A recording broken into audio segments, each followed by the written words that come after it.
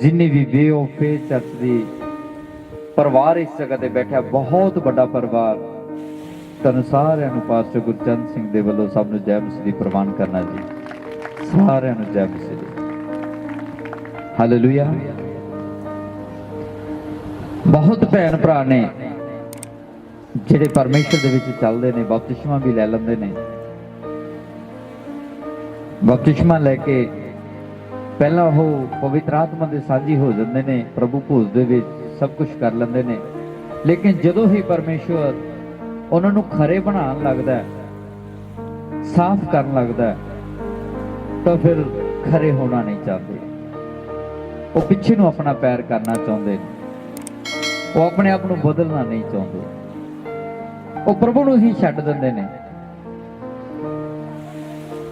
सुनना चाहते हो तुसीं? फिर उन्हां लोकां दा की करदे ने परमेश्वर जी? हालेलुया।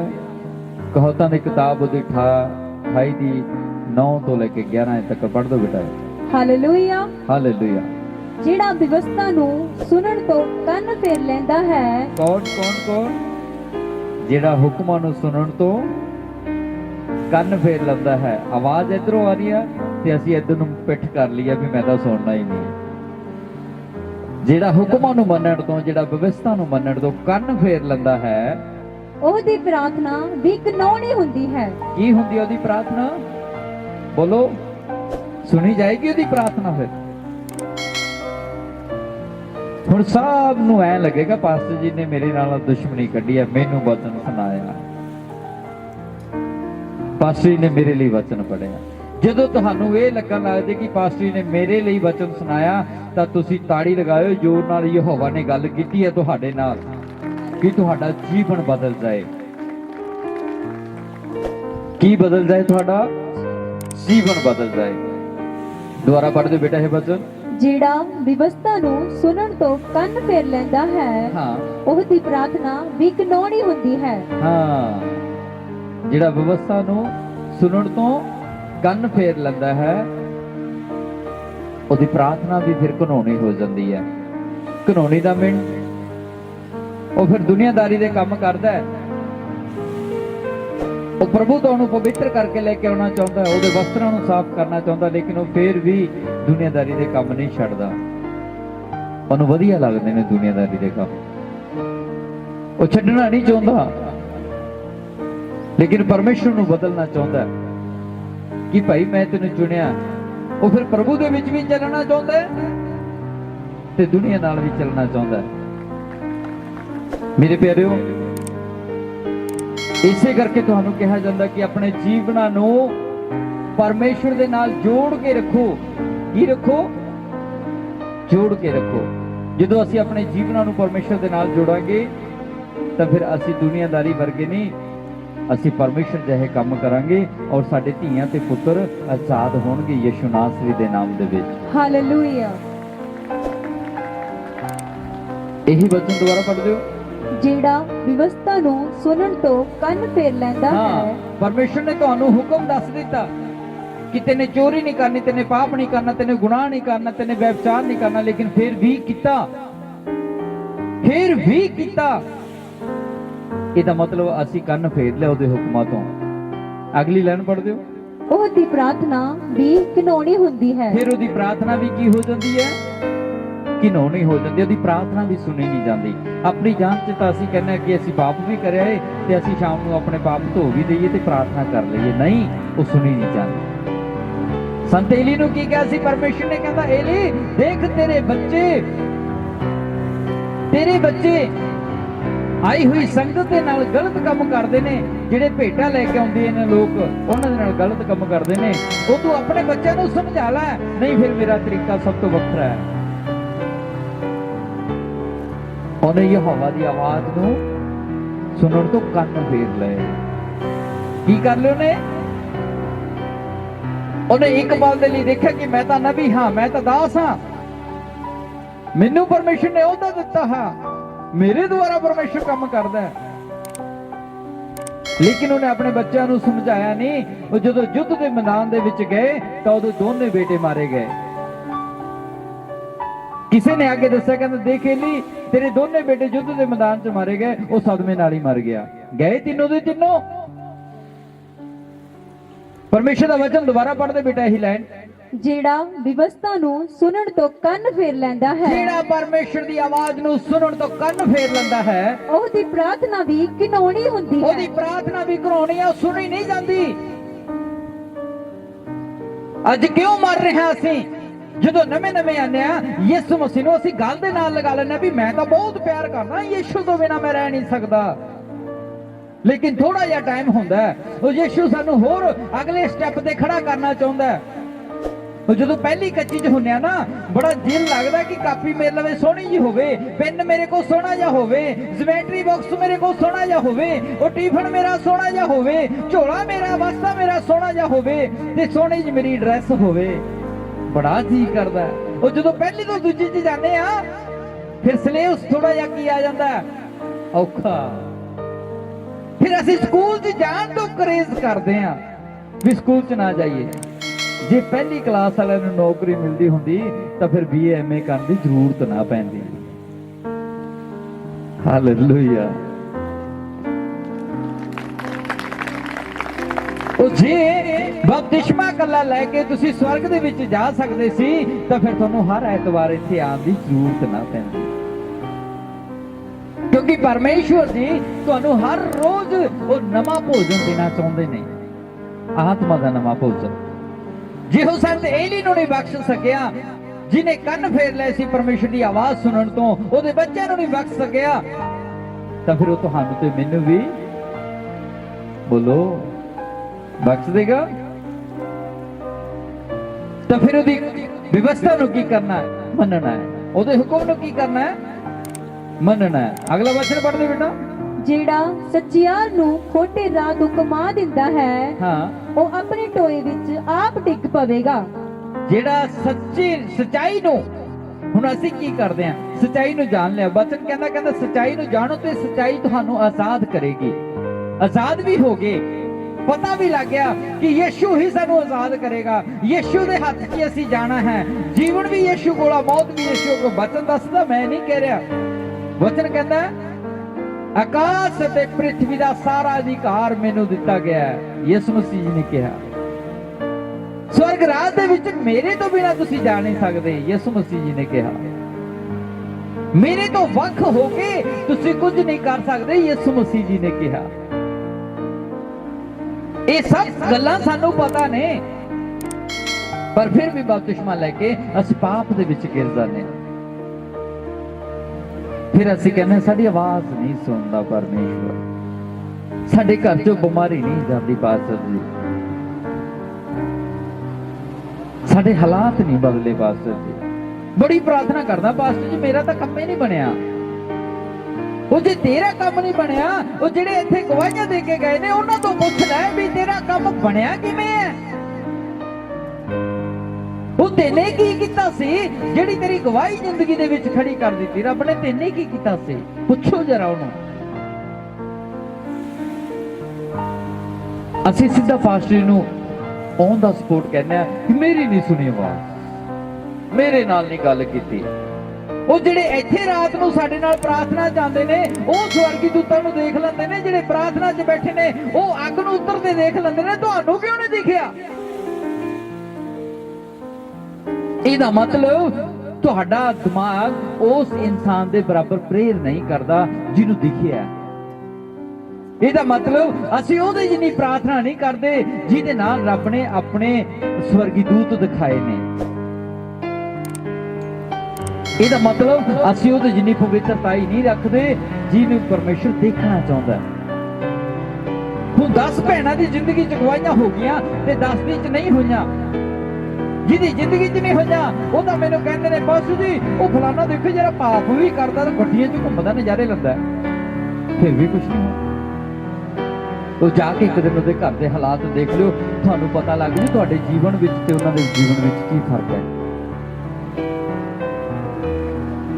ਪਰਮੇਸ਼ਰ ਕਹਿੰਦਾ ਉਹਨਾਂ ਨੇ ਸਾਰਾ ਕੁਝ ਜਿਹੜਾ ਉਹਨਾਂ ਨੂੰ ਸਵਰਗ 'ਚ ਮਿਲਣਾ ਸੀ ਉਹਨਾਂ ਨੇ ਧਰਤੀ ਤੇ ਲੈ ਲਿਆ। ਉਹਨਾਂ ਨੂੰ ਸਵਰਗ 'ਚ ਕੁਝ ਨਹੀਂ ਮਿਲਣ ਵਾਲਾ।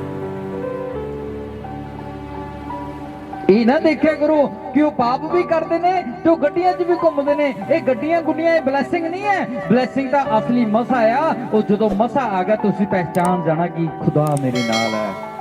ਹਾਲੇਲੂਇਆ। ਉਹ ਜਦੋਂ ਵੱਡਾ ਮਸਾ ਤੁਹਾਡੇ ਨਾਲ ਕੰਮ ਕਰੇਗਾ ਤਾਂ ਫਿਰ ਕੰਮ ਵੀ ਵੱਡੇ ਹੋਣਗੇ। ਤੁਹਾਡੇ ਨਾਲ ਕੰਮ ਵੀ ਵੱਡੇ ਹੋਣਗੇ। ਉਹ ਛੋਟੇ ਕੰਮ ਨਹੀਂ ਕਰਦਾ ਸਾਡਾ ਪਰਮੇਸ਼ਵਰ, ਉਹ ਵੱਡੇ ਕੰਮ ਕਰਦਾ ਹੈ। ਇਹੀ ਲਾਈਨ ਦੁਆਰਾ ਪੜ੍ਹਦੇ ਬੇਟਾ। ਜਿਹੜਾ ਸੱਚਿਆਈ ਨੂੰ ਖੋਟੇ ਰਾਹ ਤੋਂ ਕਮਾ ਦਿੰਦਾ ਹੈ, ਜਿਹੜਾ ਸਚਾਈ ਨੂੰ ਖੋਟੇ ਰਾਹਾਂ ਤੋਂ ਘੁਮਾ ਦਿੰਦਾ ਹੈ, ਉਹ ਆਪਣੇ ਟੋਏ ਵਿੱਚ ਆਪ ਡਿੱਗ ਪਵੇਗਾ। ਉਹ ਆਪਣੇ ਟੋਏ ਦੇ ਵਿੱਚ ਕੀ ਹੋਏਗਾ? ਹੁਣ ਅਸੀਂ ਕਹਿ ਦਿੰਦੇ ਆ ਕਿ ਪ੍ਰਭੂ ਜੀ ਬਚਨ ਤੋਂ ਤਾਂ ਲਿਖਿਆ ਹੋਇਆ ਦਸਵੰਧ ਦੇਣਾ, ਛੱਡ ਪ੍ਰਭੂ ਜੀ, ਮੈਂ ਹੁਣ ਪੂਰਾ ਤਾਂ ਹੈਗਾ, ਹੁਣ ਕਿੱਥੋਂ ਦੇਵਾਂ? ਨਹੀਂ ਦਿੰਦੇ। ਬਚਨ ਕਹਿੰਦਾ ਵੀ ਆਪਣੇ ਸਰੀਰ ਦਾ ਵੀ ਦਸਵੰਧ ਕੱਢ, 2.5 ਘੰਟੇ ਪ੍ਰਾਰਥਨਾ ਕਰ। ਨਾ ਪ੍ਰਭੂ ਜੀ ਨਾ, ਬੈਠਿਆ ਨਹੀਂ ਜਾਂਦਾ, ਲੱਤਾਂ ਸੌ ਜਾਂਦੀ ਨੇ। ਉਹ ਲੰਬਾ ਬਹਿ ਕੇ ਕਰ ਲੈ, ਲੱਤਾਂ ਹੀ ਸੌਂਦੀਆਂ ਨੇ। 2.5 ਘੰਟੇ ਪੂਰੇ ਕਰਨੇ ਨੇ, ਡੇਢ ਕਰਕੇ ਅੱਧਾ ਘੰਟਾ ਕਰਕੇ ਕਰ ਲੈ 2.5 ਘੰਟੇ ਪੂਰੇ। ਜਦੋਂ ਫਿਰ ਡਾਕਟਰ 24 ਦੇ 24 ਘੰਟੇ ਤੁਹਾਡੇ ਤੋਂ ਮੰਗ ਲੈਂਦੇ ਨੇ, ਫਿਰ ਵੀ ਬੈੱਡ ਰੈਸਟ ਕਰਨੀ ਪਊਗੀ, ਇੱਥੇ ਹੀ ਬਹਿ ਜਾ, ਨਾਲੇ ਗਲੂਕੋਸ ਲੱਗੂ, ਨਾਲੇ ਟੀਕੇ ਪਾਵਾਂਗੇ। ਉਦੋਂ ਸਬਰ ਬਹੁਤ ਔਖਾ ਕਰਨਾ ਕਿ ਪਿਆਰ ਹੈ ਵੀ ਹੁਣ ਤਾਂ ਸੂਈ ਤਾਂ ਲਵਾਣੀ ਪਊਗੀ, ਨਹੀਂ ਤਾਂ ਬਿਮਾਰੀ ਜਾਣੀ ਨਹੀਂ। ਲੇਕਿਨ ਅਸੀਂ ਵਿਵਸਥਾ ਨੂੰ ਮੋੜ ਦਿੱਤਾ, ਸੱਚਾਈ ਨੂੰ ਮੋੜ ਦਿੱਤਾ, ਉਹਨੂੰ ਅਸੈਪਟ ਨਹੀਂ ਕੀਤਾ। ਸੱਚਾਈ ਨੂੰ ਅਸੀਂ ਨੇ ਘੁਮਾ ਕੇ ਦੂਜੀ ਜਗ੍ਹਾ ਦੇ ਨਾਲ ਕੰਪੈਰੀਜ਼ਨ ਕਰ ਲਿਆ, ਇੱਕ ਘਟੀਆ ਚੀਜ਼ ਦੇ ਨਾਲ ਕੰਪੈਰੀਜ਼ਨ ਕਰ ਲਿਆ। ਵਚਨ ਦੁਆਰਾ ਪੜ੍ਹ ਬੇਟਾ। ਜਿਹੜਾ ਸੱਚਿਆਈ ਨੂੰ ਖੋਟੇ ਰਾਹ ਤੋਂ ਕਮਾ ਦਿੰਦਾ ਹੈ, ਹਾਂ, ਉਹ ਆਪਣੇ ਟੋਏ ਵਿੱਚ ਆਪ ਡਿੱਗ ਪਵੇਗਾ। ਹੁਣ ਦੱਸੋ ਮੈਨੂੰ, ਨਾਲੇ ਤਾਂ ਤੁਸੀਂ ਪ੍ਰਭੂ ਯਿਸੂ ਮਸੀਹ ਦੇ ਵਿੱਚ ਚੱਲਦੇ ਹੋ ਤੇ ਨਾਲੇ ਅੱਜ ਬਿਮਾਰ ਹੋ। ਫਿਰ ਇਹਦਾ ਮਤਲਬ ਤੁਸੀਂ ਆਪਣੇ ਟੋਏ ਦੇ ਵਿੱਚ ਆਪ ਡਿੱਗੇ ਹੋ ਨਾ। ਅੱਜ ਕਿਉਂ ਡਿੱਗੇ ਹੋ? ਕਿਉਂਕਿ ਆਪਣੀ ਆਤਮਾ ਤੋਂ ਪੁੱਛੋ ਕਿ ਮੈਂ ਯਿਸੂ ਮਸੀਹ ਨੂੰ ਕਿਉਂ ਨਹੀਂ ਪਸੰਦ ਆਇਆ ਤੇ ਬਾਕੀ ਸਾਰੇ ਕਿਵੇਂ ਪਸੰਦ ਆ ਗਏ। ਹਾਲੇਲੂਇਆ। ਪੁੱਛੋ ਆਪਣੇ ਦਿਲ ਤੇ ਹੱਥ ਰੱਖ ਕੇ ਕਿ ਮੈਨੂੰ ਪਰਮੇਸ਼ਵਰ ਨੇ ਕਿਉਂ ਨਹੀਂ ਚੰਗਾ ਕੀਤਾ। ਕਿਉਂ? ਕਿਉਂਕਿ ਅਸੀਂ ਸੱਚਾਈ ਨੂੰ ਬਦਲਣਾ ਚਾਹੁੰਦੇ ਆ। ਜਦੋਂ ਕਾਇਨ ਤੇ ਹਾਬਲ ਨੇ ਪਰਮੇਸ਼ਵਰ ਦੇ ਸਨਮੁਖ ਜਾ ਕੇ ਦਸਵੰਧ ਕੱਢ ਦੇਣਾ ਸੀ, ਤੇ ਜਿਹੜਾ ਕਾਇਨ ਸੀ ਉਹਨੇ ਸੱਚਾਈ ਨੂੰ ਬਦਲਣ ਦੀ ਕੋਸ਼ਿਸ਼ ਕੀਤੀ ਕਿ ਮੈਂ ਨਹੀਂ ਦਿੰਦਾ, ਮੈਂ ਤਾਂ ਬਸਾਂ 4 ਕਟਾਂਡੇ ਲੈ ਜਾਣਾ। ਜਿਹੜਾ ਹਵਲ ਸੀ ਉਹਨੇ ਸੱਚਾਈ ਨੂੰ ਸੱਚਾਈ ਜਾਣਿਆ ਔਰ ਰੱਬ ਨੇ ਉੱਚਾ ਕੀਤਾ। ਜਿਹੜਾ ਕਾਇਨ ਸੀ ਜਿਹਨੇ ਸੱਚਾਈ ਨੂੰ ਬਦਲਣ ਦੀ ਕੋਸ਼ਿਸ਼ ਕੀਤੀ, ਉਹ ਵੀ ਮਾਰੇ ਗਏ ਤੇ ਉਹਦਾ ਘਰਾਨਾ ਵੀ। ਕੌਣ ਬਦਲਦਾ ਹੈ ਸਾਰਾ ਕੁਝ? ਕੀ ਅਸੀਂ ਇੰਨੇ ਜੋਗਾ ਹੋ ਗਏ ਕਿ ਰੱਬ ਦੇ ਯੋਜਨਾ ਨੂੰ ਬਦਲ ਸਕੀਏ? ਕਿ ਸਾਡੇ ਕੋਲ ਇੰਨਾ ਦਿਮਾਗ ਹੈ ਕਿ ਅਸੀਂ ਪਰਮੇਸ਼ਰ ਨੂੰ ਦੱਸ ਸਕੀਏ ਕਿ ਹਾਂ ਮੈਂ ਹਾਂ, ਤੂੰ ਮੇਰੀ ਸਲਾਹ ਲੈ, ਤੂੰ ਮੇਰੇ ਅਕੋਰਡਿੰਗ ਕੰਮ ਕਰ। ਮੇਰੇ ਪਿਆਰਿਓ, ਪਰਮੇਸ਼ਰ ਉਹਨਾਂ ਨੂੰ ਮਿਲਦਾ ਹੈ ਜਿਹੜੇ ਪਰਮੇਸ਼ਰ ਦੇ ਕਹਿਣ ਦੇ ਮੁਤਾਬਕ ਚੱਲਦੇ ਨੇ। ਪਰਮੇਸ਼ਰ ਉਹਨਾਂ ਨੂੰ ਨਹੀਂ ਮਿਲਦਾ ਜਿਹੜੇ ਆਪਣੇ ਕਹਿਣ ਤੇ ਪਰਮੇਸ਼ਰ ਨੂੰ ਚਲਾਉਂਦੇ ਨੇ। ਹੁਣ ਤੁਸੀਂ ਦੱਸੋ ਵੀ ਪਰਮੇਸ਼ਰ ਦੇ ਕਹਿਣ ਤੇ ਚੱਲਣਾ ਹੈ ਜਾਂ ਪਰਮੇਸ਼ਰ ਨੂੰ ਆਪਣੇ ਕਹਿਣੇ ਤੇ ਚਲਾਉਣਾ ਹੈ? ਜਿਹੜੇ ਪਰਮੇਸ਼ਵਰ ਜੀ ਦੇ ਕਹਿਣ ਤੇ ਚੱਲਣਗੇ ਉਹੀ ਉੱਚੇ ਕੀਤੇ ਜਾਣਗੇ, ਕਿਉਂਕਿ ਉਹ ਭਵਿਸ਼ਤਾ ਤੋਂ ਕੰਨ ਨਹੀਂ ਫੇਰਦੇ। ਉਹ ਖੁਦਾ ਦੀ ਆਵਾਜ਼ ਨੂੰ ਉਦੋਂ ਹੀ ਸੁਣਦੇ ਨੇ ਜਿੱਦਾਂ ਬਾਈਬਲ ਬਿਆਨ ਕਰਦਾ ਹੈ। ਹਾਲੇਲੂਇਆ। ਔਰ ਫਿਰ ਉੱਚੇ ਕੀਤੇ ਜਾਂਦੇ ਨੇ। ਅਗਲਾ ਵਚਨ ਪੜ੍ਹਦੇ ਬੇਟਾ। ਪਰ ਖਰੇ ਲੋਕ ਚੰਗੀ ਮਿਰਾਸ ਪਾਉਣਗੇ। ਧਨਵਾਨ ਪੁਰਸ਼ ਆਪਣੀ ਨਿਗਾਹ ਵਿੱਚ ਬੁੱਧਵਾਨ ਹੁੰਦਾ ਹੈ। ਧਨਵਾਨ ਪੁਰਸ਼ ਆਪਣੀ ਨਿਗਾਹ ਦੇ ਵਿੱਚ ਕੀ ਹੁੰਦਾ ਹੈ?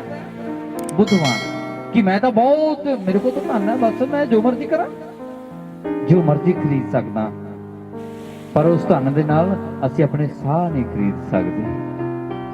ਉਸ ਧਨ ਦੇ ਨਾਲ ਅਸੀਂ ਆਪਣੀ ਮੌਤ ਨੂੰ ਖਰੀਦ ਨਹੀਂ। ਬੋਲੋ। ਤਾਂ ਫਿਰ ਅਮੀਰ ਵੀ ਮਰਦਾ ਤੇ ਗਰੀਬ ਵੀ ਜਾਣਾ ਸਾਰਿਆਂ ਨੇ ਆ। ਦੁਆਰੇ ਪੜ੍ਹਦੇ ਬੇਟਾ ਹੈ ਬੱਚਾ। ਧਨਵਾਨ ਪੁਰਸ਼ ਆਪਣੀ ਨਿਗਾਹ ਵਿੱਚ ਬੁੱਧਵਾਨ ਹੁੰਦਾ ਹੈ, ਹਾਂ, ਪਰ ਮੱਤ ਵਾਲਾ ਗਰੀਬ ਉਹਨੂੰ ਬੁੱਝ ਲੈਂਦਾ ਹੈ। ਹੁਣ ਜਿਹੜਾ ਧਨਵਾਨ ਮਨੁੱਖ ਹੈ ਉਹਦਾ ਦਿਮਾਗ ਇੰਨਾ ਕੁ ਫਾਸਟ ਹੁੰਦਾ ਕਿ ਉਹਦਾ ਹਰ ਟਾਈਮ ਸੋਚਣੀ ਉਹਦੀ ਪੈਸਿਆਂ ਦੇ ਵੱਲ ਹੀ ਹੁੰਦੀ ਹੈ ਕਿ ਬਸ ਮੇਰੇ ਕੋਲ ਇੱਧਰੋਂ ਵੀ ਪੈਸਾ ਜੇ, ਇੱਧਰੋਂ ਵੀ ਪੈਸਾ ਜੇ, ਇੱਧਰੋਂ ਵੀ ਪੈਸਾ ਜੇ। ਜਿਹੜਾ ਗਰੀਬ ਬੰਦਾ ਹੁੰਦਾ ਉਹ ਕਹਿੰਦਾ ਪ੍ਰਭੂ ਬਸ 2 ਟਾਈਮ ਦੀ ਰੋਟੀ ਇੱਜ਼ਤ ਨਾਲ ਦੇਣੀ, ਬਾਕੀ ਮੈਨੂੰ ਸੰਭਾਲ ਕੇ ਰੱਖੀ, ਮੈਂ ਤੇਰਾ ਹੀ ਹਾਂ। Hallelujah, hallelujah. ਕੀ ਕਹਿੰਦਾ ਉਹ? 2 ਟਾਈਮ ਦੀ ਰੋਟੀ ਪ੍ਰਭੂ ਇੱਜ਼ਤ ਨਾਲ ਦੇਣੀ, ਤੰਦਰੁਸਤੀ ਦੀ ਦੇਣੀ, ਉਹ ਮੈਂ ਤੇਰਾ ਹੀ ਹਾਂ। ਹਾਲੇਲੂਇਆ, ਮੈਨੂੰ ਸੰਭਾਲ ਕੇ ਰੱਖੀ। ਹੁਣ ਇੱਕ ਧਨੀ ਮਨੁੱਖ ਯਿਸੂ ਮਸੀਹ ਦੇ ਨਾਲ ਚੱਲਿਆ ਜਾ ਰਿਹਾ ਹੈ, ਰਾਜਾ ਯਿਸੂ ਮਸੀਹ ਦੇ ਨਾਲ ਚੱਲਿਆ ਜਾ ਰਿਹਾ ਧਨੀ, ਔਰ ਉਹ ਕੀ ਕਹਿ ਰਿਹਾ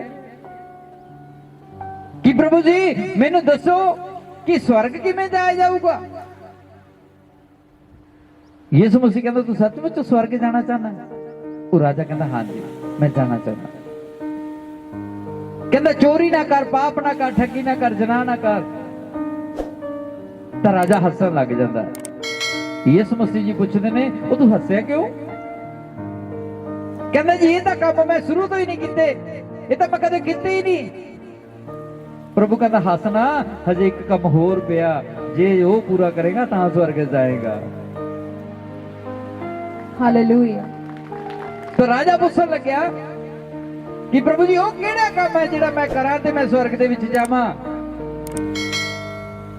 ਤਾਂ ਸਾਡੇ ਸੁਆਮੀ ਸਤਿਗੁਰੂ ਯਿਸੂ ਮਸੀਹ ਜੀ ਬੋਲੇ ਕਿ ਜਿੰਨਾ ਤੇਰੇ ਕੋਲ ਮਾਲ ਤੇ ਧਨ ਆ ਸਾਰਾ ਵੇਚ ਦੇ ਤੇ ਗਰੀਬਾਂ ਨੂੰ ਵੰਡ ਦੇ ਤੇ ਮੇਰੇ ਪਿੱਛੇ ਹੋ ਲੈ, ਫਿਰ ਤੂੰ ਸਵਰਗ ਜਾਏਗਾ। ਹਾਲੇਲੂਇਆ। ਫਿਰ ਕਿੱਥੇ ਜਾਏਗਾ? ਲੇਕਿਨ ਉਹਨੇ ਕਿਹਾ ਨਾ ਪ੍ਰਭੂ ਜੀ ਇਹ ਤਾਂ ਔਖਾ ਹੈ। ਕਿਉਂ? ਧਨ ਦੀ ਗੱਲ ਆ ਗਈ ਨਾ ਉਸ ਜਗ੍ਹਾ ਤੇ, ਔਖਾ। ਵਚਨ ਦੱਸਦਾ ਕਿ ਅਮੀਰ ਦਾ ਸਵਰਗ ਰਾਜ ਦੇ ਵਿੱਚ ਵੜਨਾ ਕਿੱਡਾ ਹੀ ਔਖਾ ਹੈ। ਊਂਠ ਨੂੰ ਸੂਈ ਦੇ ਨੱਕੇ ਦੇ ਵਿੱਚ ਦੀ ਨੰਘਾਣ ਦੇ ਬਰਾਬਰ। ਧਨੀ ਸਵਰਗ ਰਾਜ ਦੇ ਵਿੱਚ ਨਹੀਂ ਜਾ ਸਕਦਾ, ਊਂਠ ਸੂਈ ਦੇ ਵਿੱਚੋਂ ਦੀ ਨੰਘਾਣ ਦੇ ਬਰਾਬਰ ਹੈ। ਇਹਦਾ ਮਤਲਬ ਸਵਰਗ ਦੇ ਵਿੱਚ ਸਾਡੇ ਗਰੀਬ ਲੋਕ ਜਾਣਗੇ ਯਿਸੂ ਦੇ ਨਾਮ ਦੇ ਵਿੱਚ। Hallelujah, hallelujah. ਜਿਹੜੇ ਕਹਿੰਦੇ ਨੇ ਕਿ ਪ੍ਰਭੂ ਸਾਨੂੰ 2 ਵਕਤ ਦੀ ਰੋਟੀ ਇੱਜ਼ਤ ਦੀ ਦੇ ਦੀ ਤੇ ਤੰਦਰੁਸਤੀ ਦੀ ਦੇ ਦੇ, ਇਹ ਹੱਥਾਂ ਤੋਂ ਕਿਸੇ ਦਾ ਬੁਰਾ ਨਾ ਕਰਾਈ ਪ੍ਰਭੂ, ਭਲਾ ਕਰਾ ਦੇ। ਉਹ ਲੋਕ ਸਵਰਗ ਜਾਂਦੇ ਨੇ। ਇਹੀ ਵਚਨ ਪੜ੍ਹਦੇ ਬਿਟ ਦੁਆਰਾ। ਧਨਵਾਨ ਪੁਰਸ਼ ਆਪਣੀ ਨਿਗਾਹ ਵਿੱਚ ਬੁੱਧਵਾਨ ਹੁੰਦਾ ਹੈ, ਹਾਂ, ਪਰ ਮੱਤ ਵਾਲਾ ਗਰੀਬ ਉਹਨੂੰ ਬੁੱਝ ਲੈਂਦਾ ਹੈ। ਮੱਤ ਵਾਲਾ ਗਰੀਬ ਉਹਨੂੰ ਕੀ ਕਰ ਲੈਂਦਾ? ਹੁਣ ਦੱਸੋ ਮੱਤ ਕਿਹਨੂੰ ਦਿੱਤੀ ਹੈ ਪਰਮੇਸ਼ਰ ਨੇ? ਗਰੀਬ ਨੂੰ ਕਿ ਅਮੀਰ ਨੂੰ? ਇਹ ਉਹਨਾਂ ਭੈਣਾਂ ਨੂੰ ਸਵਾਲ ਕਰਦੇ ਆ ਜਿਹੜੇ ਮੈਨੂੰ ਪੁੱਛਦੇ ਨੇ ਕਿ ਪਾਸਟਰ ਜੀ ਉਹ ਤਾਂ ਅਮੀਰ ਨੇ, ਉਹ ਤਾਂ ਪਾਪ ਵੀ ਕਰਦੇ ਨੇ, ਉਹ ਤਾਂ ਗਲੇ ਵੀ ਘੋਟਦੇ ਨੇ, ਉਹਨਾਂ ਕੋਲ ਪੈਸਾ ਵੀ ਹੈ, ਉਹਨਾਂ ਕੋਲ ਧਨ ਵੀ ਹੈ, ਉਹ ਤਾਂ ਨਜ਼ਾਰੇ ਦੀ ਜ਼ਿੰਦਗੀ ਜੀ ਰਹੇ ਨੇ, ਅਸੀਂ ਰੱਬ ਨੂੰ ਵੀ ਮੰਨਦੇ ਪਰ ਸਾਡੇ ਕੋਲ ਕੁਝ ਨਹੀਂ। ਹੁਣ ਦੱਸੋ ਇੱਥੇ ਪਰਮੇਸ਼ਰ ਜੀ ਨੇ ਆਪਣੇ ਵਚਨ ਦੇ ਵਿੱਚ ਗਰੀਬ ਨੂੰ ਕੀ ਬਣਾਇਆ? ਮੱਤ ਵਾਲਾ ਬਣਾਇਆ। ਜਿਹੜੇ ਅਮੀਰ ਨੂੰ ਬੁਲਾਇਆ ਉਹਦਾ ਧਨ ਦੇ ਉੱਤੇ ਵਿਸ਼ਵਾਸ ਬਣਾਇਆ। ਹੁਣ ਜਿਹੜਾ ਮੱਤ ਵਾਲਾ ਸੀ, ਰਾਜੇ ਸੁਲੇਮਾਨ ਨੇ ਕੀ ਮੰਗਿਆ ਸੀ ਪਰਮੇਸ਼ਰ ਤੋਂ? ਮੈਨੂੰ ਅਕਲ ਵੀ ਦੇ, ਮੈਨੂੰ ਬੁੱਧ ਵੀ ਦੇ। ਤਾਂ ਪਰਮੇਸ਼ਰ ਨੇ ਉਹਨੂੰ ਅਕਲ ਵੀ ਦਿੱਤੀ ਤੇ ਉਹਨੂੰ ਬੁੱਧ ਵੀ ਦਿੱਤੀ। ਇੱਕ ਦਿਨ ਐਡਾ ਰਾਜਾ ਹੋਇਆ, ਕੋਈ ਉਹਦੇ ਬਰਾਬਰ ਰਾਜਾ ਪੈਦਾ ਨਹੀਂ ਹੋਇਆ।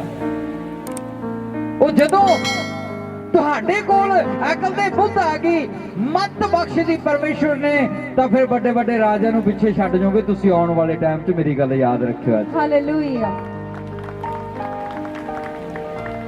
ਉਹ ਫਿਰ ਉਹ ਲੋਕ ਵੱਡੇ ਨੇ ਜਾਂ ਜਿਹੜੇ ਪਾਪ ਕਰਦੇ ਨੇ, ਜਿਹੜੇ ਗੱਡੀਆਂ 'ਚ ਘੁੰਮਦੇ ਨੇ, ਉਹ ਵੱਡੇ ਨੇ ਜਾਂ ਤੁਸੀਂ ਵੱਡੇ ਹੋ ਜਿਹੜੇ ਗਰੀਬੀ ਦੇ ਵਿੱਚ, ਜਿਨ੍ਹਾਂ ਨੂੰ ਪਰਮੇਸ਼ਰ ਨੇ ਸਮੱਤ ਬਖਸ਼ਿਆ ਕਿ ਤੁਸੀਂ ਸਵਰਗ ਦੇ ਭਾਗੀ ਹੋ। ਹਾਲੇਲੂਇਆ। ਕੀ ਹਾਂ ਅਸੀਂ ਸਵਰਗ ਦੇ? ਇਹ ਕੁਐਸਚਨ ਨਾ ਕਰਿਆ ਕਰੋ ਕਿ ਉਹ ਬੜਾ ਅਮੀਰ ਹੈ ਜੀ, ਉਹ ਪਾਪ ਦੇ ਵਿੱਚ ਰਹਿੰਦਾ ਫਿਰ ਵੀ ਤੰਦਰੁਸਤ ਹੈ, ਫਿਰ ਵੀ ਸੁਖੀ ਹੈ। ਸੁਖੀ ਕੋਈ ਨਹੀਂ ਹੈ, ਸੁਖੀ ਕੋਈ ਨਹੀਂ ਹੈ। ਅੱਗੇ ਬਚਨ ਪੜ੍ਹਦੇ ਬੇਟਾ। ਜਿਹੜਾ ਆਪਣੇ ਅਪਰਾਧਾਂ ਨੂੰ ਲੁਕੋ ਲੈਂਦਾ ਹੈ, ਜਿਹੜਾ ਮਨੁੱਖ ਆਪਣੇ ਅਪਰਾਧਾਂ ਨੂੰ ਲੁਕੋ ਲੈਂਦਾ ਹੈ, ਉਹ ਸਫਲ ਨਹੀਂ ਹੁੰਦਾ। ਉਹ ਕਦੇ ਵੀ ਸਫਲ, ਬੋਲੋ, ਫਿਰ ਅਸੀਂ ਹੋ ਜਾਵਾਂਗੇ। ਜ਼ੁਬਾਨ ਤੋਂ ਤਾਂ ਅਸੀਂ ਕਰੀਏ ਹਾਲੇਲੂਇਆ ਹਾਲੇਲੂਇਆ। ਚਰਚ ਦੇ ਵਿੱਚ ਬੈਠ ਕੇ ਅਸੀਂ ਆਪਣੀ ਸ਼ਕਲ ਭੋਲੀ ਜਿਹੀ ਬਣਾ ਕੇ ਕਹਿ ਦਈਏ ਕਿ ਮੇਰੇ ਵਰਗਾ ਤਾਂ ਧਰਮੀ ਬੰਦਾ ਹੀ ਨਹੀਂ ਕੋਈ। ਤੇ ਰੱਬ ਦੇ ਨਾਲ ਰਿਸ਼ਤਾ ਸਾਡਾ ਹੋਵੇ ਟੇਢਾ। ਹਾਲੇਲੂਇਆ। ਸਮਝ ਰਹੇ ਹੋ ਮੇਰੀ ਗੱਲ ਸਾਰੇ? ਮੇਰੇ ਪਿਆਰੋ, ਇਸ ਜਗ੍ਹਾ ਤੇ ਖਰੀ ਸਿੱਖਿਆ ਮਿਲਣੀ ਤਾਂ ਹੀ ਤੁਸੀਂ ਖਰੇ ਹੋ ਕੇ ਸਵਰਗ ਜਾਓਗੇ। Hallelujah, hallelujah. ਜੇ ਖਰੀ ਸਿੱਖਿਆ ਨਾ ਮਿਲੀ ਤਾਂ ਫਿਰ ਤੁਹਾਡੀ ਇੰਨੀ ਵੈਲਿਊ ਨਹੀਂ ਪੈਣੀ ਜਿੰਨੀ ਪੈਣੀ ਚਾਹੀਦੀ ਹੈ। ਇੱਕ ਪਾਸੇ ਸੋਨਾ ਖਰਾ ਤੇ ਇੱਕ ਪਾਸੇ ਸੋਨਾ ਮਿਲਾਵਟੀ ਹੈ, ਔਰ ਦੋਨਾਂ ਨੂੰ ਅਸੀਂ ਵੇਚਣ ਜਾਂਦੇ ਆ, ਔਰ ਦੋਨਾਂ ਨੂੰ ਸੁਨਾਰਾ ਕੀ ਕਰਦਾ? ਅੱਗ ਲਗਾ ਕੇ ਦੇਖਦਾ ਹੈ। ਕੀ ਕਰਦਾ? ਔਰ ਜਿਹੜਾ ਮਿਲਾਵਟੀ ਹੁੰਦਾ ਉਹਦੀ ਕੀਮਤ ਘੱਟ ਲਗਾਉਂਦਾ, ਜਿਹੜਾ ਖਰਾ ਸੋਨਾ ਹੁੰਦਾ ਉਹਦੀ ਕੀਮਤ ਓਨੀ ਲਗਾਉਂਦਾ ਜਿੰਨੀ ਉਹਦੀ ਕੀਮਤ ਹੁੰਦੀ ਹੈ। ਹੁਣ ਦੱਸੋ ਵੀ ਤੁਸੀਂ ਕਿਹੜੀ ਕੀਮਤ ਲਵਾਉਣਾ ਪਸੰਦ ਕਰਦੇ ਹੋ, ਖਰੀ ਜਾਂ ਮਿਲਾਵਟੀ? ਹਾਲੇਲੂਇਆ।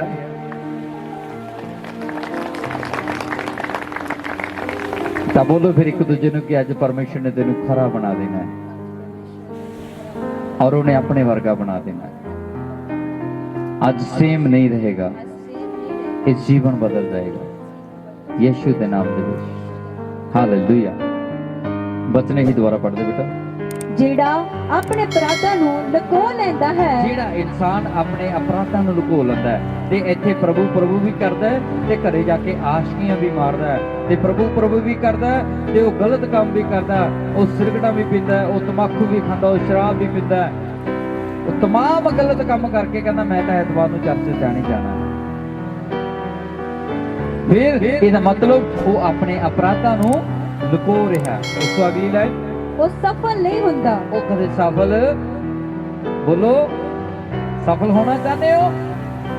ਸੰਤ ਦਾਊਦ ਪਾਤਸ਼ਾਹ ਜੀ ਨੇ 66 ਲੜਾਈਆਂ ਲੜੀਆਂ ਨੇ। ਕਿੰਨੀਆਂ?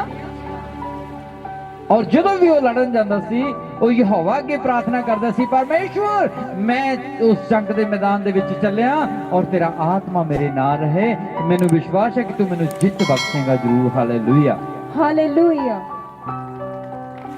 ਔਰ ਸੰਤ ਦਾਊਦ ਪਾਤਸ਼ਾਹ ਜੀ ਨੂੰ ਪਰਮੇਸ਼ਵਰ ਨੇ ਹਰੇਕ ਪੱਖੋਂ ਜਿੱਤ ਬਖਸ਼ੀ ਹੈ, ਜਿੱਤ ਦਿਲਾਈ ਹੈ। ਇੱਕ ਦਿਨ ਉਹਨੇ ਆਪਣੇ ਪਾਪਾਂ ਨੂੰ ਲੁਕੋ ਲਿਆ। ਕੀ ਕੀਤਾ ਉਹਨੇ? ਆਪਣੇ ਪਾਪਾਂ ਨੂੰ ਪਰਦਾ ਕਰ ਲਿਆ, ਖੁਦਾ ਤੋਂ ਲੁਕੋ ਲਿਆ। ਉਹਨੇ ਆਪਣੇ ਸੈਨਿਕ ਦੀ ਪਤਨੀ ਦੇ ਨਾਲ ਜਦੋਂ ਜ਼ਨਾਹ ਕੀਤਾ, ਉਹਨੇ ਉਸ ਪਤਨੀ ਦੇ ਉਹ ਪਤੀ ਨੂੰ ਜੰਗ ਦੇ ਮੈਦਾਨ ਦੇ ਵਿੱਚ ਸਭ ਤੋਂ ਅੱਗੇ ਕਰਕੇ ਉਹਨੂੰ ਮਰਵਾ ਦਿੱਤਾ। ਪਾਪ ਵੀ ਕੀਤਾ ਤੇ ਉਹਨੂੰ ਲੁਕੋ ਵੀ ਲਿਆ।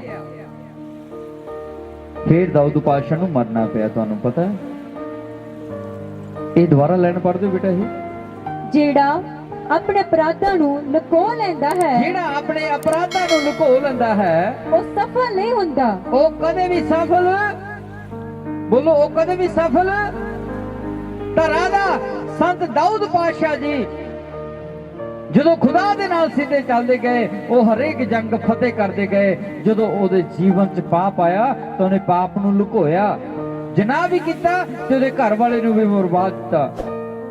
ਉਸੇ ਟਾਈਮ ਪਰਮੇਸ਼ਵਰ ਨੇ ਸੰਤ ਦਾਊਦ ਪਾਤਸ਼ਾਹ ਦੇ ਬੇਟੇ ਨੂੰ 7 ਦਿਨ ਬਿਮਾਰ ਰੱਖਿਆ। ਕਿੰਨੇ? 7 ਦਿਨ। ਔਰ 7 ਦਿਨ ਸੰਤ ਦਾਊਦ ਪਾਤਸ਼ਾਹ ਪ੍ਰਾਰਥਨਾ ਕਰਦਾ ਸੀ ਕਿ ਪ੍ਰਭੂ ਜੇ ਤੂੰ ਚਾਹੇ ਮੇਰੇ ਬੱਚੇ ਨੂੰ ਬਚਾ ਸਕਦਾ। ਪਰਮੇਸ਼ਵਰ ਜੀ ਨੇ ਕਿਹਾ ਕਿ ਮੈਂ ਉਦੋਂ ਤੱਕ ਤੇਰੀ ਰਖਵਾਲੀ ਕੀਤੀ ਜਦੋਂ ਤੱਕ ਤੂੰ ਮੇਰੇ ਨਾਲ ਸਿੱਧਾ ਸੀ, ਪਰ ਜਦੋਂ ਤੂੰ ਮੇਰੇ ਨਾਲ ਟੇਢਾ ਹੋ ਗਿਆ ਤਾਂ ਮੈਂ ਵੀ ਤੇਰੇ ਨਾਲੋਂ, ਬੋਲੋ ਕੀ ਹੋ ਗਿਆ? ਉਹ ਫਿਰ 7 ਦਿਨ ਉਹਨੇ ਕੁਝ ਨਹੀਂ ਖਾਧਾ। ਸੰਤ ਦਾਊਦ ਪਾਤਸ਼ਾਹ ਨੇ ਉਹ ਭੁੰਜੀ ਪ੍ਰਾਰਥਨਾ ਕਰਦਾ ਰਿਹਾ, ਪ੍ਰਭੂ ਇਹਦੀ ਜ਼ਿੰਦਗੀ ਬਖਸ਼ ਦੇ, ਪ੍ਰਭੂ ਮੇਰੇ ਪਾਪਾਂ ਨੂੰ ਬਖਸ਼ ਦੇ। ਉਹ ਕਿਉਂ ਬਖਸ਼ੇਗਾ? ਪਰਮੇਸ਼ਰ ਕਹਿੰਦਾ ਜੇ ਮੈਨੂੰ ਸੱਚਾਈ ਨੂੰ ਜਾਣ ਕੇ ਫਿਰ ਵੀ ਤੂੰ ਪਾਪ ਕਰੇਗਾ ਤਾਂ ਪਾਪ ਦੇ ਨਿਮਿਤ ਕੋਈ ਦੂਜਾ ਬਲੀਦਾਨ ਨਹੀਂ ਜਿਸ ਤੋਂ ਤੁਸੀਂ ਬਚਾਏ ਜਾਣਾ ਹੈ। ਉਹ ਤੈਨੇ ਮੈਨੂੰ ਜਾਣ ਕੇ ਵੀ ਮੈਨੂੰ ਪਾਪ ਕੀਤਾ। 7ਵੇਂ ਦਿਨ ਉਹਦੇ ਬੇਟੇ ਨੂੰ ਮਰਨਾ ਪਿਆ। ਫਿਰ ਤਸੱਲੀ ਦੇ ਰਿਹਾ ਆਪਣੇ ਮਨ ਨੂੰ। ਜਦੋਂ ਲੋਕ ਪੁੱਛਦੇ ਨੇ ਕਿ ਦਾਊਦ ਤੈਨੇ ਤਾਂ 7 ਦਿਨ ਵਰਤ ਵੀ ਰੱਖਿਆ, ਬੇਟਾ ਤਾਂ ਤੇਰਾ ਫਿਰ ਵੀ ਮਰ ਗਿਆ, ਫਿਰ ਆਪਣੇ ਮਨ ਨੂੰ ਤਸੱਲੀ ਦੇ ਰਿਹਾ ਕਿ ਹੁਣ ਉਹ ਤਾਂ ਮੇਰੇ ਕੋਲ ਆ ਨਹੀਂ ਸਕਦਾ, ਹੁਣ ਮੈਂ ਉਹਦੇ ਕੋਲ ਜਾ ਸਕਦਾ ਕਿਉਂਕਿ ਉਹ ਪਰਮੇਸ਼ਰ ਦੇ ਘਰਾਣੇ 'ਚ ਚਲਾ ਗਿਆ। ਜਾਣਾ ਸੀ ਸਾਰਿਆਂ ਨੇ। ਮੇਰੇ ਪਿਆਰਿਓ, ਦੁੱਖ ਉਠਾ ਕੇ ਨਹੀਂ ਜਾਣਾ, सुख उठा के जाना। Hallelujah hallelujah. जे धरती छड्डनी है तो कुछ करके छड्डनी है। जे परमेश्वर ने अपने नबियां नूं नहीं बख्शिया, जिन्हां दे नाल परमेश्वर गल करदा सी, ना वो तुहानूं बख्शेगा ना वो मैनूं बख्शेगा। जिहड़े दी आवाज़ नूं सुणदे ने वो अज पवित्रताई दे नाल चलदे ने तां ओही उच्चे कीते जाणगे। परमेश्वर दिखावे दा परमेश्वर नहीं है, परमेश्वर हुक्म दा परमेश्वर है।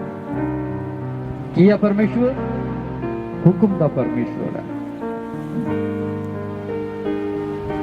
कौन कौन खरी चाल चलेगा? यीशु नूं प्यार पहला वर्गा कौन करेगा? जदों नवां नवां प्यार हुंदा ना, पति और पत्नी दे विच जदों नवीं नवीं शादी हुंदी है तां फिर उन्हां दा प्यार जिहड़ा देखण वाला हुंदा, धरती ते एक मिसाल हुंदी है। ਅਸੀਂ ਕਹਿੰਦੇ देखो इन्हां दा किन्ना प्यार है। प्यार होना चाहिए पति और पत्नी का। लेकिन 2-4 महीनों बाद जो तू तड़क होंदी है, फिर चित्र बुड़कते हैं एक दूजे दे। जो कटापा उतरता एक दूजे का, फिर आप देखते हैं यार ये उही प्यार है इन्हां दा।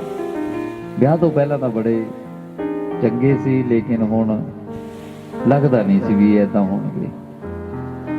परमेश्वर कहंदा चेते कर तू कित्थों डिग्गा सी। की कर? चेते कर तू कित्थों डिग्गा सी, वो तेरा पहला वाला प्यार कित्थे गया। साडा यीशु दे नाल जिहड़ा पहला प्यार सी वो कित्थे गया। घटाउणा नहीं वधाउणा है। की करना? प्यार नूं घटाउणा नहीं वधाउणा आ। ਉਹ शैतान साडे प्यार नूं घटाउण दे लई हाਜ਼र रहिंदा, लेकिन जे तुसीं प्रेयर दे विच आओगे ते इस जगह दे उत्ते हर ऐतवार तुसीं हाਜ਼री लवाओगे, तुहाडा प्यार वधदा ही जाएगा, घटेगा नहीं, और जंग जित के जाओगे यीशु दे नाम दे। हालेलुया। दुनिया दी कोई ताकत तुहानूं हरा नहीं सकदी। दुनिया दी ताकत तुहानूं जिता सकदी है। जदों तुहाडे नाल परमेश्वर होएगा तां दुनिया तुहाडी होएगी। जदों तुहाडे कोल परमेश्वर नहीं होएगा तो दुनिया विरोध दे विच खड़ी हो जाएगी। हालेलुया। सो असीं सारे ने अपने अपने मनां नूं कंट्रोल दे विच रखना करके, भावें असीं तुहाडे कोल पहुंचीए भावें ना पहुंचीए, पर तुसीं वचन दे उत्ते अपने आप नूं खरे रखना करके जे स्वर्ग दे विच जाना। लोग बहुत कुछ कहणगे, बोलिया मारनगे, तुसीं ठीक नहीं होए, तुसीं ये नहीं होए, तुसीं फलाना नहीं होए। फिर असी अपनी कमजोरी दसन तो डरते हैं कि मैं नहीं, मैं हारना थोड़ी है। मैं कह दूंगा परमेश्वर बस उत्थे कम ही नहीं करता, परमेश्वर ठीक नहीं करता, वो सारे नूं ठीक करता है। दसो उन्होंने खुल के भी भाई गलती मेरी है, खुदा की गलती नहीं। मैं उहदे हुक्म ते चल नहीं सकिया तां मैं हजे तक ठीक नहीं होया। मैं उहदे हुक्म नूं पूरा नहीं कर सकिया तां मैं हजे तक ठीक नहीं होया। तां मेरे घर दे हालात नहीं बदले। परमेश्वर ने हालात बदल जाते हैं यीशु तेरे छूने से। और जो छून दे नाल हालात बदल जाते हैं, फिर इसका मतलब असीं छू है नहीं, उन्होंने असीं उन्होंने देखिया नहीं टच करके भी वो किदां दा है। साडे पास्टर जी दसदे हुंदे ने, जे पंजाबियां दे अगे कहंदे जहर भी रख दो ना, उन्हें भी उंगली ला के चट के देखणगे वाकई जहर भी है या नहीं, ये जहरी है ना, खा के जरूर देखणगे। उन्होंने मन की चिंता नहीं हुंदी, खाणगे। लेकिन यीशु वाला शायद चट के नहीं देखा हजे, जहर नूं चट के देख लैणगे, पर यीशु वाले शायद उंगली नाल भी प्यार नहीं। हालेलुया। सब बोलो हालेलुया। कि अज दे वचन ते चलण दे लई तैयार हो? जे तुसीं चाहुंदे हो भी साडा घराना उच्चा कीता जाए तां फिर तुसीं यीशु दे नाल पहला प्रेम रखियो और उहदे वर्गे बनना सबने। जे तुसीं चाहुंदे हो भी धरती के लोगों की तरह साडे भी तैश नैश हो जाए, जो परमेश्वर ने अपने संतां सेवकां नूं नहीं बख्शिया तो तुहानूं ते मैनूं भी बख्श नहीं जाएगा। वो सारिਆਂ ਦਾ लेखा बराबर लैंदा है। इस करके रेतगढ़ चर्च की जिन्नी भी संगत है, मैं नहीं चाहता कि एक भी परसन नरक दे विच जाए। मैं चाहना कि सब दे सब स्वर्ग दे भागी होण। हालेलुया। हालेलुया। की होण सब दे सब स्वर्ग दे। कोई भी मास्टर ऐसा नहीं चाहता कि मेरे स्कूल का रिजल्ट माड़ा आवे या बच्चे फेल हो जाए। मास्टर यही चाहता है ਕਿ 99% ਰਿਜ਼ਲਟ ਮੇਰੇ ਸਬਜੈਕਟ ਦਾ ਵਧੀਆ ਹੋਣਾ ਚਾਹੀਦਾ। ਕਿਹੜੇ ਸਬਜੈਕਟ ਦਾ? ਮੇਰੇ ਸਬਜੈਕਟ ਦਾ ਵਧੀਆ ਹੋਣਾ ਚਾਹੀਦਾ। ਸਾਰੇ ਡਾਕਟਰ ਚਾਹੁੰਦੇ ਨੇ, ਜੇ ਇੱਕ ਲਾਈਨ 'ਚ 10 ਡਾਕਟਰਾਂ ਦੀ ਦੁਕਾਨਾਂ ਨੇ, ਸਾਰੇ ਚਾਹੁੰਦੇ ਨੇ ਕਿ ਪੇਸ਼ੈਂਟ ਮੇਰੀ ਦਵਾਈ ਦੇ ਨਾਲ ਠੀਕ ਹੋਣਾ ਚਾਹੀਦਾ। ਕੀ ਹੋਣਾ ਚਾਹੀਦਾ? ਪੇਸ਼ੈਂਟ ਮੇਰੀ ਦਵਾਈ ਦੇ ਨਾਲ। ਲੇਕਿਨ ਜਿਹੜੇ ਡਾਕਟਰ ਦਵਾਈ ਦੇ ਨਾਲ ਪਰਹੇਜ਼ ਦੱਸਦੇ ਨੇ ਨਾ, ਵੀ ਖੱਟਾ ਨਹੀਂ ਖਾਣਾ, ਤਲਿਆ ਹੋਇਆ ਨਹੀਂ ਖਾਣਾ, ਇਹ ਨਹੀਂ ਖਾਣਾ, ਉਹ ਦਵਾਈ ਚਾਹੇ ਘਟੀਆ ਵੀ ਦੇ ਦੇਣ, ਉਹ ਤਾਂ ਵੀ ਤੁਹਾਨੂੰ ਅਸਰ ਕਰ ਦਿੰਦੀ ਆ। ਹਾਲੇਲੂਇਆ, ਸਮਝ ਰਹੇ ਹੋ ਨਾ? ਹੁਣ ਅੱਜ ਤੁਹਾਨੂੰ ਪਰਹੇਜ਼ ਦੱਸੇ ਗਏ ਨੇ ਕਿ ਐਦਾਂ ਖੁਦਾਵੰਦ ਕੰਮ ਕਰਦਾ ਹੈ। ਜੋ ਮੁਰਦੇ ਨੂੰ ਜ਼ਿੰਦਾ ਕਰ ਸਕਦਾ, ਤੁਹਾਨੂੰ ਆਜ਼ਾਦ ਕਰ ਸਕਦਾ ਹੈ। ਜੋ ਕੋੜੇ ਨੂੰ ਸ਼ੁੱਧ ਕਰ ਸਕਦਾ, ਤਾਂ ਤੁਹਾਨੂੰ ਪਵਿੱਤਰ ਕਰ ਸਕਦਾ ਹੈ। ਜੇ ਅੰਨੇ ਨੂੰ ਦੇਖਣ ਲਗਾ ਸਕਦਾ ਹੈ, ਤਾਂ ਤੁਹਾਨੂੰ ਦੌੜਾਉਣ ਵੀ ਲਗਾ ਸਕਦਾ ਹੈ। ਤੁਹਾਡੇ ਹੱਥ ਵਿੱਚ ਦੋਨੇ ਲੱਡੂ ਨੇ, ਜਿਹੜਾ ਮਰਜ਼ੀ ਲੈ ਲਓ। ਯਿਸੂ ਮਸੀਹ ਤਿਆਰ ਆ ਦੇਣ ਦੇ ਲਈ। ਹਾਲੇਲੂਇਆ। ਆਓ ਆਪਣੇ ਪੈਰਾਂ ਤੇ ਖੜੇ ਹੋ ਜਾਓ। ਸਰਵਸ਼ਕਤੀਮਾਨ ਪਿਤਾ ਪਰਮੇਸ਼ਵਰ ਜੀ, ਜਿੰਨੇ ਵੀ ਸਾਨੂੰ ਆਨਲਾਈਨ ਦੇਖ ਰਹੇ ਨੇ, ਅਸੀਂ ਪ੍ਰਾਰਥਨਾ ਕਰਦੇ ਹਾਂ, ਇੱਕ ਇੱਕ ਜਨ ਨੂੰ ਅਸੀਂ ਤੇਰੇ ਹੱਥਾਂ ਦੇ ਵਿੱਚ ਸੌਂਪਦੇ ਹਾਂ ਪਿਤਾ। ਇੱਕ ਇੱਕ ਜਨ ਦੇ ਵਿੱਚ ਤੇਰਾ ਰੂਪ ਆਤਮਾ ਕੰਮ ਕਰੇ, ਤੇ ਇਹਨਾਂ ਨੂੰ ਆਜ਼ਾਦ ਕਰੇ, ਸ਼ੁੱਧ ਕਰੇ, ਪਵਿੱਤਰ ਕਰੇ। ਆਓ ਯਹੋਵਾ ਇੱਕ ਇੱਕ ਜਨ ਨੂੰ ਸੁਪਰ ਬਲੈਸ ਕਰਦੇ ਯਿਸੂ ਦੇ ਨਾਮ ਦੇ ਵਿੱਚ। ਆਮੇਨ। ਹੋਰ ਵੀਡੀਓ ਦੇਖਣ ਲਈ ਪਾਸਟਰ ਗੁਰਚਰਨ ਸਿੰਘ ਰੇਤਗੜ੍ਹ ਦੇ ਫੇਸਬੁੱਕ ਚੈਨਲ ਨੂੰ ਫੋਲੋ ਕਰੋ ਅਤੇ YouTube ਚੈਨਲ ਨੂੰ ਸਬਸਕ੍ਰਾਈਬ ਕਰੋ। ਤੁਸੀਂ ਹਰ ਸਮੇਂ ਪਰਮੇਸ਼ਵਰ ਦੇ ਬਚਨਾਂ ਦਾ ਆਨੰਦ ਲੈ ਸਕਦੇ ਹੋ। ਤੁਸੀਂ ਆਪਣਾ ਦਸਵੰਧ ਆਫਰਿੰਗ ਚਰਚ ਬਿਲਡਿੰਗ ਲਈ ਡੋਨੇਸ਼ਨਸ ਇਹਨਾਂ ਬੈਂਕ ਅਕਾਊਂਟ ਜ਼ਰੀਏ ਸਾਡੇ ਕੋਲ ਭੇਜ ਸਕਦੇ ਹੋ। ਸਤਸੰਗ ਦਾ ਸਮਾਂ ਹਰ ਐਤਵਾਰ 10 ਵਜੇ ਤੋਂ ਦੁਪਹਿਰ 1:30 ਵਜੇ ਤੱਕ ਪਿੰਡ ਰੇਤਗੜ੍ਹ ਸਮਾਣਾ ਤੋਂ ਪਾਤਰਾ ਰੋਡ ਤੇ ਕੀਤਾ ਜਾਂਦਾ ਹੈ, ਜਿੱਥੇ ਸਾਰਿਆਂ ਦੀ ਸੁਖ ਸ਼ਾਂਤੀ ਲਈ ਪ੍ਰਾਰਥਨਾ ਕੀਤੀ ਜਾਂਦੀ ਹੈ। ਜੈਮਸੀ।